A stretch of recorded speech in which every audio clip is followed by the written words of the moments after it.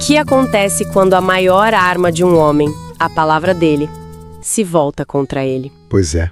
As fontes que a gente analisou para hoje pintam um retrato de uma figura exatamente assim, lá no coração do Brasil colonial.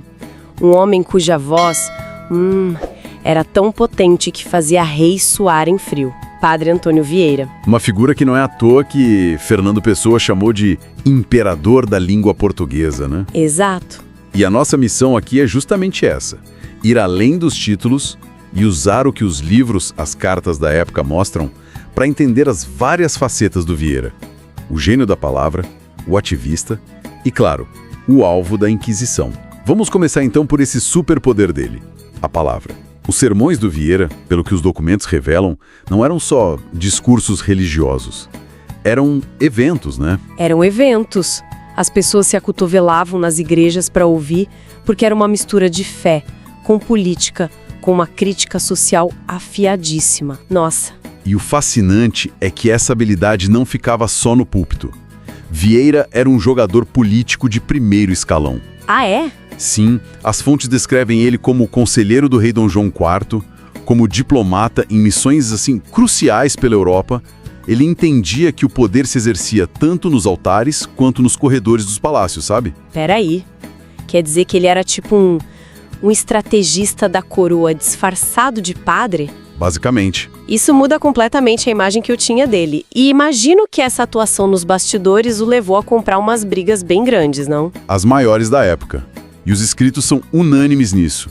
A principal briga dele foi a defesa ferrenha dos povos indígenas. Sei. Ele não só discursava, ele ia para a linha de frente, organizava missões para proteger as comunidades e denunciava os colonos, diretamente, sem medo. Ele não aliviava nas palavras, pelo que eu vi. Tem uma citação dele nos textos que é um soco no estômago. É de uma coragem assim absurda para o século XVII. Ele escreveu que escravizar os povos originários era contrário à lei de Deus, à humanidade e à razão. Nossa! Uma declaração dessas, no auge do sistema colonial, era o mesmo que declarar guerra aos homens mais poderosos da colônia. Tá, mas é aqui que a coisa fica complexa. Como as fontes explicam que a mesma pessoa que arriscava tudo pelos indígenas podia, ao mesmo tempo, defender a manutenção da escravidão africana? Essa é a grande questão. E as fontes nos oferecem um insight importante aqui. Vieira nos força a confrontar o fato de que até os pensadores mais progressistas de uma era podem ter pontos cegos morais gigantescos. Definidos pelo tempo deles, né? Exatamente.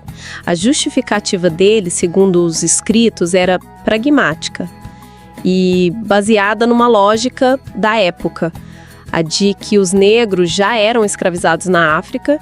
Não há registro de um conflito interno sobre isso, o que torna tudo mais perturbador, na verdade. Que loucura!